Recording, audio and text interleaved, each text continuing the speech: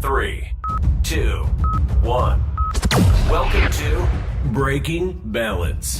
Redefining work, success, and life balance for all sales and marketing professionals.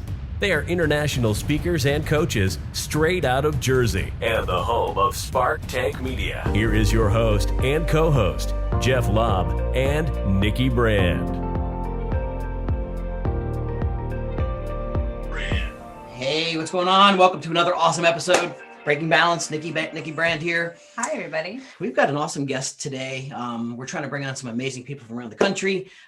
Good friend of mine and colleague in the biz a long time. I want to introduce Michael Lafido. He's joining us today. Michael, how you doing?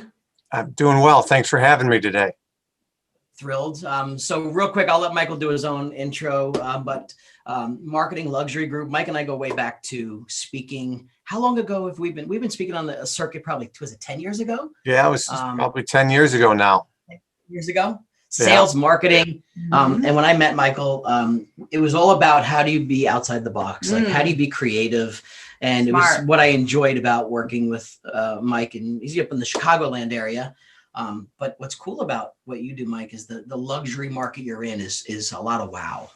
So if you don't mind, Michael is going to bring the wow factor. He's going to bring the wow to Breaking Balance. But we also know the stuff you juggle. So we'll like to break that down. But real quick, intro yourself. Tell us a little about your background. And yeah, so Michael Lafido, based in the Chicago suburbs of Wheaton, Illinois, and run a couple businesses. One, a licensed real estate agent. Run a small, lean, mean team, and we work with buyers and sellers, primarily sellers, luxury price points. And I also run a coaching consulting company to help real estate agents and brokers and teams strengthen their presence in the luxury and increase their average sale price and go after some of those upper end price points. Yeah. Nice. Yeah. So, I think we want to break down today from the business side and the personal side. I have tons of questions about from speaking and doing the consulting stuff to juggling luxury market. How did you have to pivot your business when the pandemic happened and stuff shifted and travel kind of shut down? Which way did you pivot on that? Yeah. So, take you back to 2019. I did, I think 32, I spoke at 32 various events across the country or attended. So, traveled 2 to 3 times a month. And, I have a fifth, fourth, and third grader. So at the time, fourth, third, and second. And so definitely, obviously, the pandemic halted travel. So, we had to adapt and bring as much value and stay relative, right? I mean, many agents had various, choices and trainings. And so we launched a new series called Luxury Lunch and Learn during the pandemic, and we had industry experts on, and we streamed that. Initially, we did 3 times a week, Monday, Wednesday, Friday. During those first, April and May, right when kind of everything was shut down, and bringing value to the industry. And then we kind of spread it out during the summer and just did once a week. And so that was one way, Jeff, that we still continued to brought value to the industry and stayed relative. That's brilliant. Yeah, you had to. I mean, I watch a lot of people go virtual, and the luxury market, it's so broad, so you can really have such a strong reach even beyond even our country, of trying to reach that luxury. And who doesn't want to learn more about how to win luxury listings, right? I mean, that's the name of the game.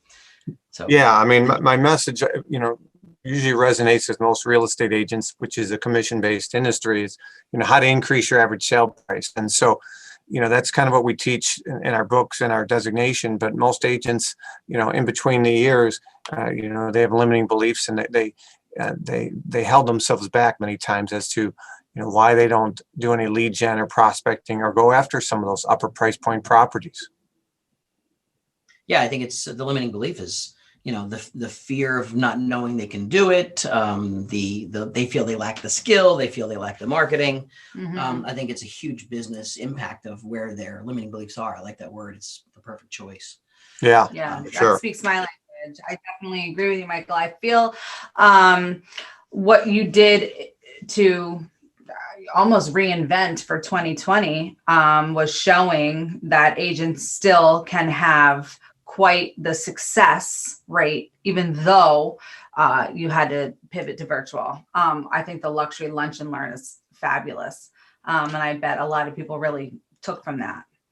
Yeah, I mean, we try to bring as much value as possible, and with the upper end price points, they tend to take longer to sell, and agents have to invest more time and energy and money, and many agents they don't want to buy Starbucks for their lender or title company rep, let alone invest in their own listings. So that's one reason many agents don't go after that price point as well. And so in many markets, the pandemic helped those upper price points, because what we've seen is those C-level executives that had to go to those major cities or live in those major cities to go to corporate America every day now can work more remotely, and most of these companies are realizing that works for a lot of people.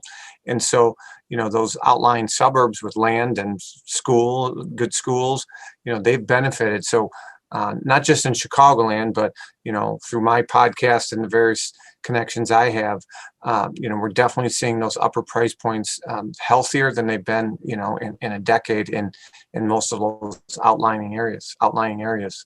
Yeah. See, I find that really interesting, because I guess this really goes into the next question of balance. So more people, like you say, even during this crisis and the pandemic and whatnot, you're seeing people want to, get these dream homes in the spots with the good schools and spots where they can have this work-life balance, I bet, because people have really come to appreciate more of that. Balance is kind of our key word for our podcast. Michael, what would you say? How would you define balance in your life? You're a father of 3, very successful. I'm, like you said, 2 years ago, you have 32 events a year. So you're probably traveling and flying and leaving. Now, I'm assuming maybe home more. How do you see that balance in your life? How do you define it? Well, it's definitely difficult.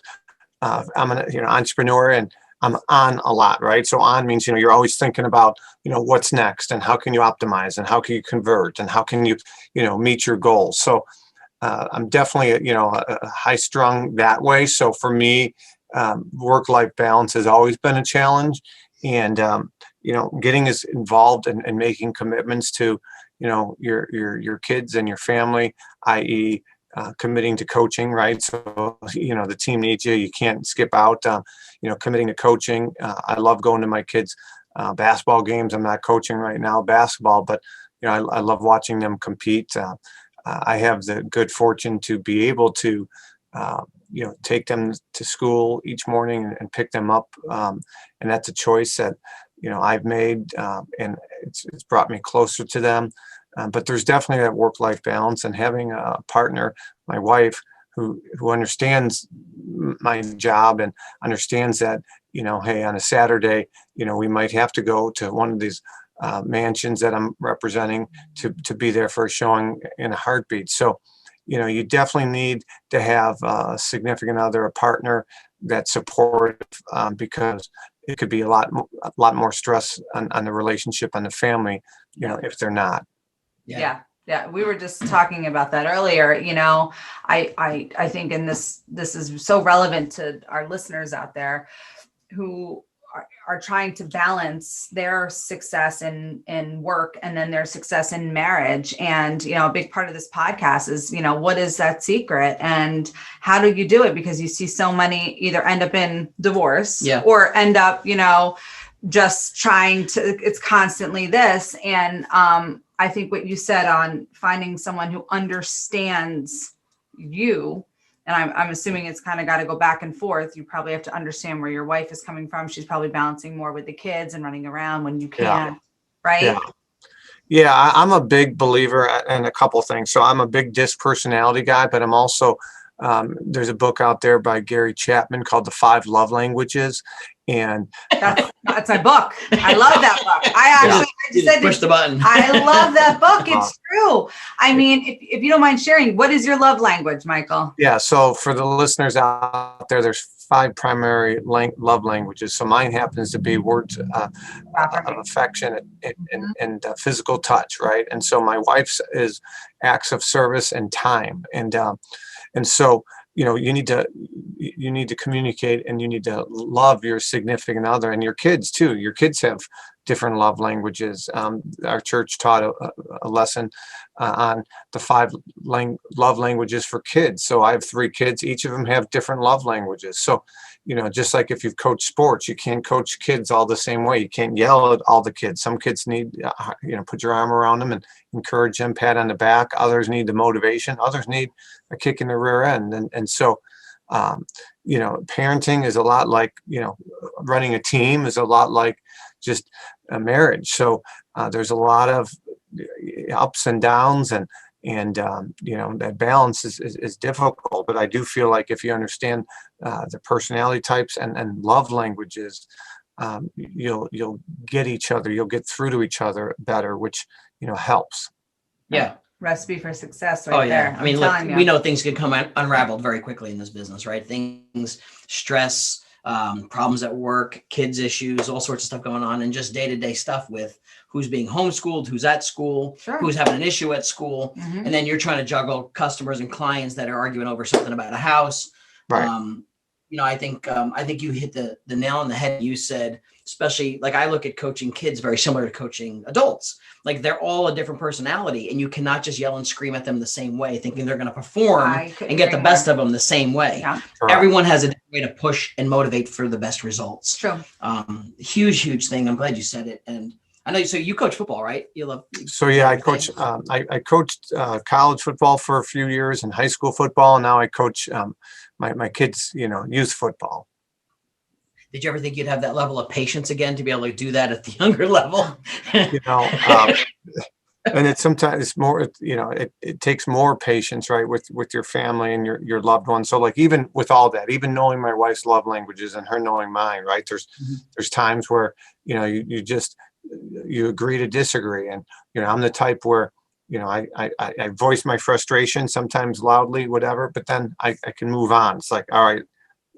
And she's a little bit different, where she wants to talk about it, and sometimes forever it brings things up, it seems like, and so it's just even knowing that, like, still sometimes doesn't ease the tension, right? So the reality is you can have all the right answers, you can know what to do, but it's still gonna be painful sometimes.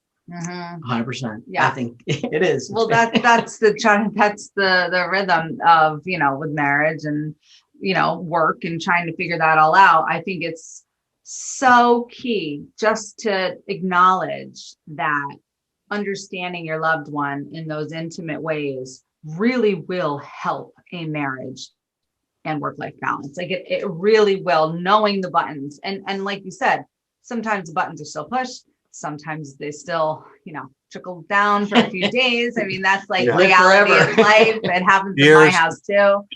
Years, right. Oh yeah. We brought up a good one 10 years ago. It came up the other day. I mean, it still happens. But it's that acknowledgement, I feel like, is a real recipe for success for marriage. Yeah. So, the one thing that you and I share is, or maybe similar, I love your opinion on this, on how you dealt with it. But so when we traveled quite a bit, I mean, we were being pulled in a lot of directions. We're dealing with airports and planes and events that are being organized. And at the same time, life is happening at home, right? I always had a challenge sometimes battling guilt. Guilt was big for me. What I'm missing, why I should be there, why I'm missing that. Did you battle that too? Do you still battle that? Absolutely. I still battle it, even if I'm not traveling, right? So if I'm showing a house, or I'm missing, last weekend, I missed my son's one basketball game because I had to show a house. Like, they're pretty supportive of it and they understand. But yeah, if you care, there's that guilt factor, because you got a big heart and you got love for your family, and so I think that's a good thing. I think if you didn't have guilt and you didn't worry about it, that would be that's more of a red flag, I think, in my opinion. Yeah, that's why I talk about guilt sometimes. I'm okay to talk about it. It's transparent, right? I think it's okay to battle guilt. I think it's the awareness of it, right? So I think we try and go overboard to compensate sometimes when we're home. And maybe that's my own way of trying to, not that I want to buy my children, but sometimes if they've done something really well in my absence, like took responsibility and did something, like last night that happened with me. And I went on Amazon, I bought him a few little things that for a couple bucks that I thought he really wanted as a thank you for being responsible. And when I sent that to him, he was like, wow, Dad, thank you so much. You didn't have to do that. I'm like, I know, but you did this. So I want that memory sometimes, not to make up for guilt, but just to show that we cared and we acknowledged it. Like, you did this. And it's hard to do because, kids are in such a fickle stage right now. I know, we're talking about our kids and they're in such a challenging time of dealing with lack of social, right? Lack of connection, lack of all this. So your kids' ages now, anybody in the school system now, or where are they at? Yeah, so we've been very fortunate. So my kids are all elementary, 5th, 4th, and 3rd grade. So my boys are 5th and 4th, and my daughter's in 3rd grade. And they delayed school 1 week, but my kids have been going 5 days a week in person since September 1st. And so we're very fortunate that way. But then, the next town over, they just started going in person, last month. So it's just kind of all over the place. So hopefully this will end soon. Yeah, no, that's amazing that your kids have been there. Ours just kind of went back too. I have to acknowledge a few things. One, sounds like your love language is gift giving, which I probably don't know that. No, we have to go through, this has to be another episode. Right. We got to do this love language. I've done DISC many a time. Right. They know my personality. Yeah. But I like what you said, Michael, about, and I've done a lot. I'm certified life coach and I've done a lot. This is like my niche. I love it. But using guilt as a good thing, honestly, I don't think I've ever heard those words because to me, guilt is always a bad thing. But what you said, using guilt as a good thing, feeling guilty just means that you care. It's interesting. And maybe guilt isn't the right word, but I know what Jeff's dealing with because I feel that as well. And if that in fact is guilt, then I think that means you care and you want to be. It shows you give, you really do care about the situation. I too deal with a lot of guilt, mom's guilt, and I coach as well, and I have a lot of those same feelings. My husband too traveled for years, dealt with terrible guilt because he worked in Philadelphia and lived in New Jersey, and it was just hard. So he would have guilt, but again, knowing like the bit of that guilt, that, vulnerability of like, I just want to be there. I need to be there with my family. Isn't the worst thing to look at it like that, which I did like. And I noticed you said before that you're an on guy, you're on a lot. How do you shut it off? Like, if you were to tell me, okay, Nikki, Jeff, these are like my few tips to shutting it off, because I have to imagine at some point the on guy shuts it off. You're an on guy. So, he's the same thing, running, gears always going. Do you just crash at like 10 o'clock at night? Are you shot? A change of environment is really good for me. So I tend to, when I'm on vacation or I do travel or away, for whatever reason, like I'm that phone is, my wife might tell you otherwise, but I feel like that phone isn't attached as well to me. And so I just feel like I sleep better. I'm not worried about it. Now, of course, if there's a big transaction or there's fires to put out and you can't be somewhere, that's either a good thing or a bad thing. Good thing from the standpoint, hey, how much I can do, I got to rely on these people to help, or it's going to increase your stress. But I found just and I don't do it that well, I could always do better, but having the phone out of sight, out of mind, having the ringer off so you're not hearing the chimes of a text, and the FOMO, right? The fear of missing out. Oh, that was a text. Oh, I got to check that. So for me, sometimes, you got to check the email. You got to check the text. And if it's on mute and it's out of sight, out of mind, I don't feel the need and the urge to reply back right away. And being a driver, I know sometimes when people text, they expect immediate response because they could see Right. if you viewed it or not, or seen the text. Right. And managing expectations a lot as well. I mean, I have a client right now who's on all the time, and I know if I don't get back to her right away, she feels neglected. And so I just got to remind her that there's other clients out there, and I have other commitments, and I prioritize throughout the day. So if an offer comes in, and I'm going to focus on that, just like I would do if an offer comes in for your place. And I hope you can appreciate that. Yes, what I'm hearing is boundaries. Like, it's important to have some of those to turn it off. Well, I think there's a fear of loss of that client if you don't have a boundary. Like, am I going to lose the client because they're unhappy with me because I set a boundary? There's always that fear of how they're going to feel about you, and they didn't get back to me quick enough, or am I going to get a bad review, or are they going to do this because of that? So I think we fear boundaries for the sake of the client experience, but you need them. You need them. You really do need them.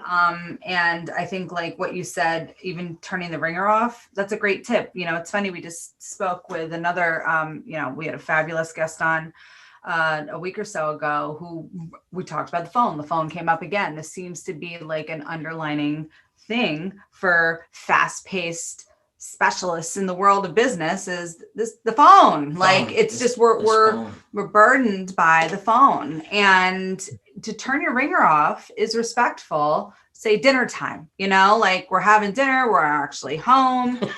Right, Jeff? Good luck with that. I'm serious. I know. I know. The kids too. We got the kids sitting at the table with the damn phone. They should have theirs off as well. Just that dinging The can really get to you. The notification. You're right. Yeah. I almost I mean, so my kids don't have phones yet, but my wife and I have, talked about, and I know it's easier said than done, but we've talked about when our kids do have phones, having, like almost a basket. Hey, put your phones in here when we're at dinner. Let's be engaged. And there are some things that are going to be challenges. These kids are used to instant technology with video games and like people, TikTok. It's the same. Exactly. It's all instant grat. Yeah. I mean, my kids don't know how to watch a TV show with commercials. Like, they can't handle it. Like us, we had to sit through commercials. We had to sit through not knowing what was on TV at night. You just had to like go with it. Like, they don't know how to do that. Right. So, and good for you for holding off. I too held off with the phone with my kids. I have 13, 11, and 5. And my 13 and 11 didn't get the phone till they were in 6th grade. I waited till 6th. That's our kid. Yeah.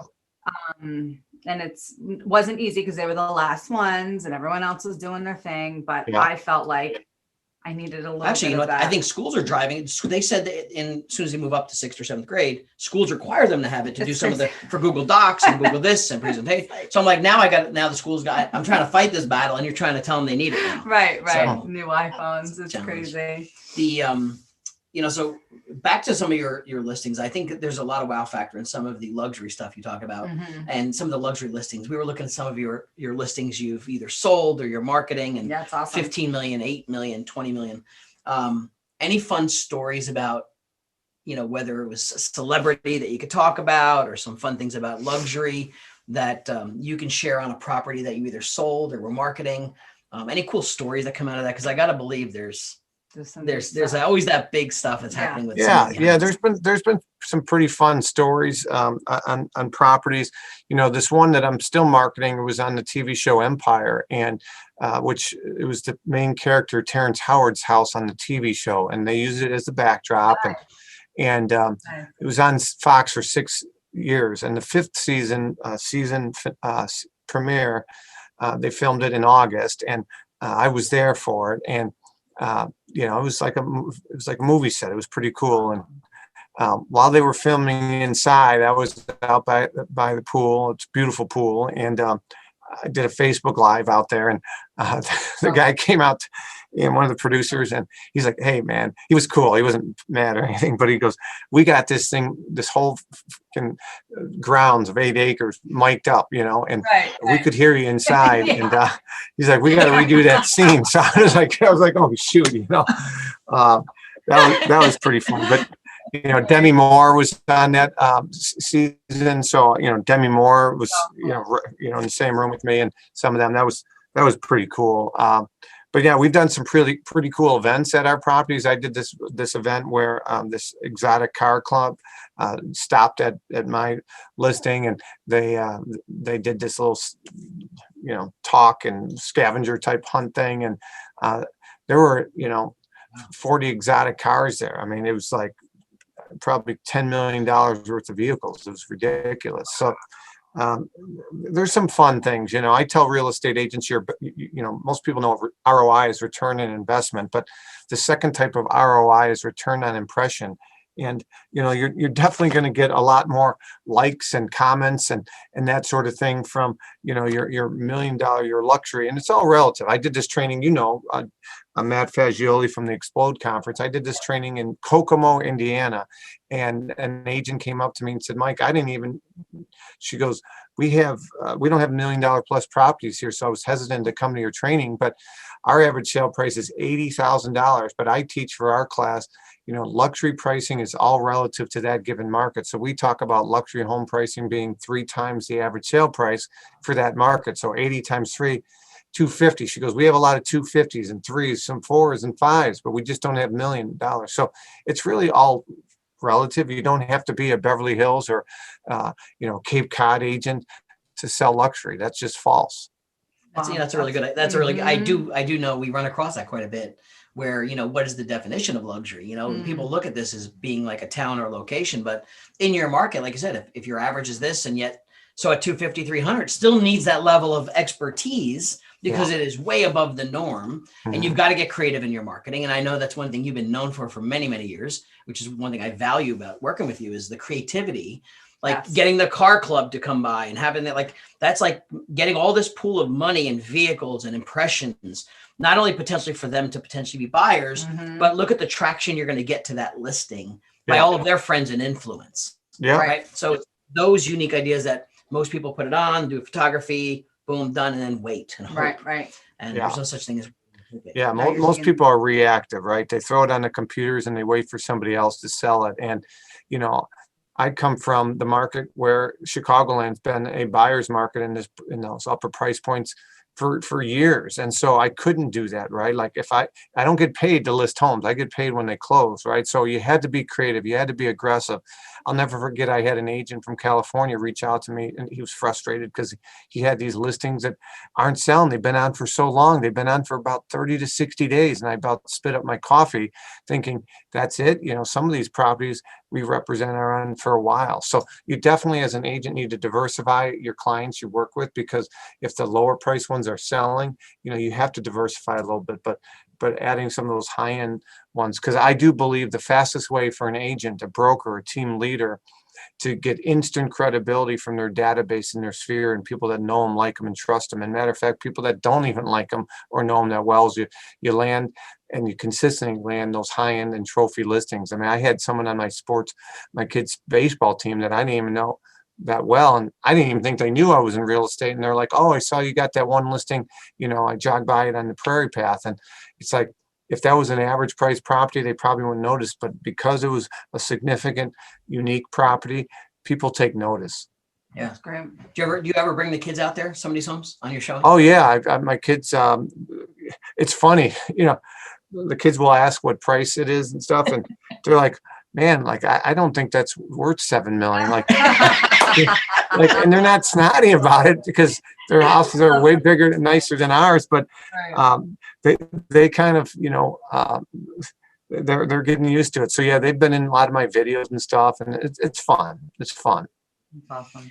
Cool. Well, look, I honestly want them to appreciate. Okay. I was just saying, I just want them to appreciate, so if dad's working and can't make their game, they know what I'm doing. So they'll ask, hey, how did the showing go? How did this go? Because I want them involved a little bit, because, I want them to know what I do for a living.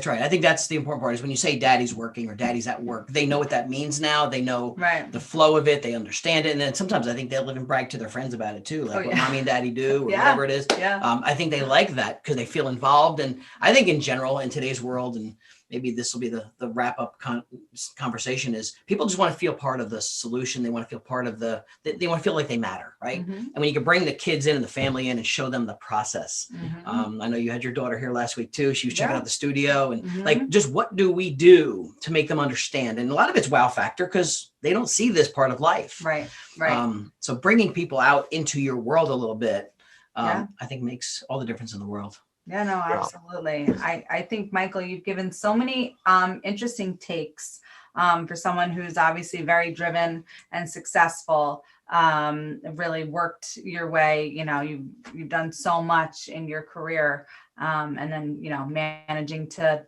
balance, your marriage and your children. And I really had some really great takeaways today, and I appreciate you talking with us. Absolutely. Thank you. So if the people want to get a hold of you, what's the best way to reach out for either luxury training or just to pick your brain? What's the best way for them to get you? Yeah. So our website's marketingluxurygroup.com, marketingluxurygroup.com. They can find out more about me, coaching. We have a designation for real estate agents, which is called Luxury Listing Specialist. And that website's luxurylistingspecialist.com. And via email, it's just michael@marketingluxurygroup.com, michael@marketingluxurygroup.com. Awesome. Thank you guys. Thank you for being here. I really appreciate you. For everyone else, if you want to reach out to us, breakingbalance@sparktankmedia.com. And here's another session wrapped up with Michael Lafido. Really appreciate you, man. Thank you. Thanks, Thanks, Michael. guys. Thank you guys.